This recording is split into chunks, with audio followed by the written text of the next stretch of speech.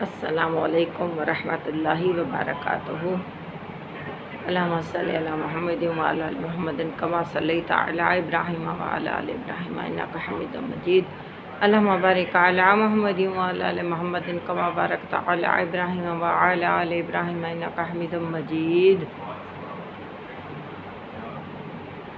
ربنا آتنا فی الدنیا حسنۃ وفی الآخرۃ حسنۃ وقنا عذاب النار۔ کیا حال ہے آپ لوگوں کا؟ اللہ تعالیٰ آپ لوگوں کو خوش رکھے، آباد رکھے، جہاں کہیں بھی ہوں بخیر و عافیت ہوں، اور اللہ تعالیٰ کی رحمتیں آپ لوگوں پر ہمیشہ سایہ فگن رہیں، اور اللہ تعالیٰ آپ کے رزق میں بے پایوں بے حساب اضافہ فرمائے، اور اللہ تعالیٰ ہمیشہ آپ کا دینے والا ہاتھ رکھے، لینے والے ہاتھ سے اللہ تعالیٰ بچائے، اور اللہ تعالیٰ آپ جو ہمارے بچے ہیں ان کو ان کے والدین کے لیے صدقہ جاریہ بنائے، اور اللہ تعالیٰ سب کے حال پہ رحمت نازل فرمائے، سب کو پنجگانہ نمازیں پڑھنے والا بنائے، اور قرآن پاک کی تلاوت کرنے والا بنائے، آمین ثم آمین، اور ہمیں بھی ان لوگوں میں شامل فرمائے۔ تو ہم نے کل حضرت خبیب بن عدی کا واقعہ پڑھا تھا کہ کیسے اسلام کے لیے قربانیاں دی گئیں، اور کس طرح نبی صلی اللہ علیہ وآلہ وسلم کے عاشق رسول تھے وہ، جنہوں نے اپنی جانیں قربان کی تھیں، اور کس طرح ان کی نمازیں تھیں، کس طرح ان کی نفل تھی، کس طرح وہ اللہ کے آگے سجدہ کرتے تھے کہ انہیں ہوش بھی نہیں ہوتا تھا، اور تلوار سر پر تھی اور وہ کیسے سجدہ کر رہے تھے۔ تو حضرت خبیب بن عدی کے جسم سے خون کے دھارے بہہ رہے تھے، اور ان کے جسم کا مسئلہ کیا جا رہا تھا، عضو کاٹے جا رہے تھے، اور وہ بار بار قریش مکہ کہہ رہے تھے کیا تم یہ چاہتے ہو کہ تمہاری جگہ حضور صلی اللہ علیہ وآلہ وسلم ہوتے؟ تو انہوں نے کہا کہ میری یہ تو ایک جان ہے، اگر 1000 جانیں بھی ہوتی تو وہ بھی ان پر قربان ہو جاتی۔ تو اب حضرت سعید بن عامر فرماتے ہیں کہ یہ واقعہ ان کو آخرکار انہیں لٹکا دیا گیا، شہید کر دیا گیا، ہر کوئی بھول بھال گیا، لیکن وہ کہتے ہیں کہ میرے ذہن میں یہ واقعہ نقش ہو گیا، میں اٹھتا تو یہی واقعہ میرے ذہن میں کہ کس طرح ان کی وہ 2 نفل تھیں، اور کس طرح ان کی طوالت تھی، کس طرح خوبصورتی سے انہوں نے اس 2 نفل کو ادا کیا تھا، اس حالت میں کہ تلوار سر پہ ہے، اور اس حالت میں وہ سجدہ بریز تھی، اور میں سوتا تھا تو مجھے یہی خواب آتے تھے کہ کس طرح انہیں سولی پہ لٹکایا گیا، کس طرح ان کے جسم کے عضو کاٹے گئے، اور کس طرح وہ اللہ تعالیٰ کے آگے جھکے رہے، اور کس طرح نبی صلی اللہ علیہ وسلم پر قربان ہو گئے۔ وہ کہتے ہیں آل ٹائم یہی کچھ تھا، اور کس طرح انہوں نے آسمان کی طرف منہ کر کے بد دعا دی تھی کہ یا اللہ تو دیکھ رہا ہے، ان سب کے نام لکھ لینا، اور قیامت والے دن ان سے بدلہ لینا۔ تو کہتے ہیں مجھے اس طرح لگتا تھا کہ عذاب الہی نازل ہو رہا ہے، اور آسمان سے ایک کڑکا آئے گا اور سب کچھ ختم کر دے گا، اور سب کو بہا کے لے جائے گا، اور سب کو ایک آگ آئے گی جو ختم کر دے گی، کھا جائے گی۔ اور وہ کہتے ہیں کہ ان سب چیزوں نے مجھے حقیقی زندگی اور عقیدے کی راہ میں تادم میں آخر مسلسل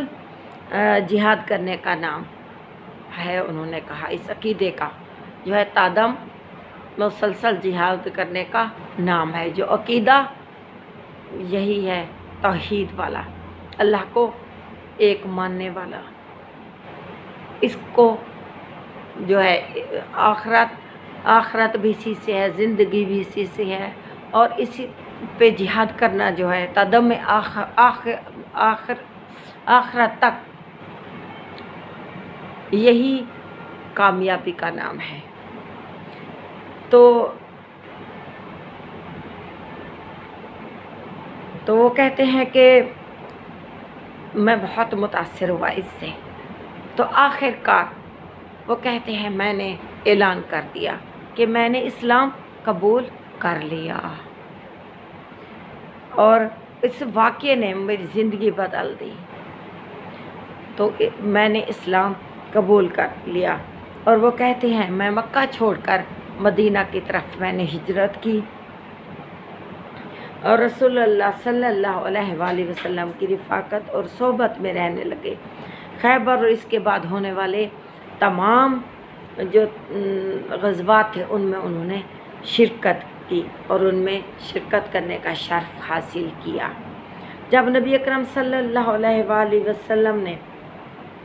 اپنے رب کے جوار رحمہ کی طرف کوچ کیا، آپ صلی اللہ علیہ وسلم کا وصال مبارک ہو گیا، تو اس وقت آپ صلی اللہ علیہ وآلہ وسلم حضرت سعید بن عامر رضی اللہ عنہ سے ان کی خدمات کی وجہ سے بہت خوش ہوتے۔ آپ صلی اللہ علیہ وسلم کے بعد حضرت ابوبکر صدیق رضی اللہ تعالیٰ عنہ اور حضرت عمر رضی اللہ عنہ کے ہاتھوں میں حضرت سعید بن عامر رضی اللہ تعالیٰ عنہ شمشیر بن کر رہے، اور ایسی زندگی بسر کی جو مسلمانوں کے لیے کردار کا نادر نمونہ ثابت ہوئی۔ یہ ایک واقعے سے اس طرح زندگیاں بدل جاتی ہیں، اس طرح ایمان کامل مل جاتا ہے۔ جنہوں نے دنیا کو بیچ کر آخرت کا سودا کر لیا، اور اللہ تعالیٰ کی رضا جوئی کو اپنی خواہشات کے مقابلہ میں ترجیح دی اور رائج مقدم بنایا۔ رسول اقدس صلی اللہ علیہ وسلم کے یہ دونوں خلفاء حضرت سعید بن عامر رضی اللہ عنہ کی صداقت اور تقوی کو خوب جان رہے تھے، لہٰذا ان کو نصیحتوں کو غور سے سن رہے، ان کی ہر بات پر کان دھرتے۔ جناب سعید بن عامر رضی اللہ عنہ حضرت عمر رضی اللہ عنہ کے پاس اس وقت تشریف لائے جب کہ وہ مسند خلافت پر فروکش ہوئے ہی تھے۔ آپ نے فرمایا اے عمر رضی اللہ عنہ، میں تمہیں اس بات کی وصیت کرتا ہوں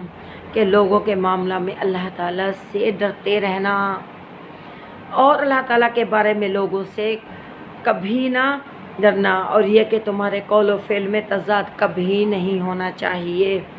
اس لیے کہ انسان کی بہترین گفتار وہی ہوتی ہے جس کی تصدیق اس کا کردار کرے۔ بے شک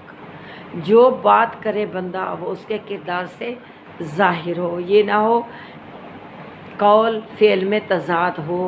کہے کچھ اور ہو کچھ، کرے کچھ، بڑی بڑھ کے مارے مائک پہ کھڑے ہو کے، اور سب کو پتہ ہو اس کا کہ ہے کیا، یہ اس کا کردار کیا ہے، انہوں نے کیا کام سر انجام دیے ہیں۔ تو قول و فعل میں تضاد نہ ہو، بندہ اندر باہر ایک جیسا ہو،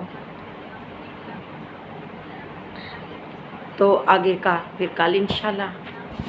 اللہ تعالیٰ آپ لوگوں کو خوش رکھے، آباد رہے۔ السلام علیکم ورحمۃ اللہ وبرکاتہ۔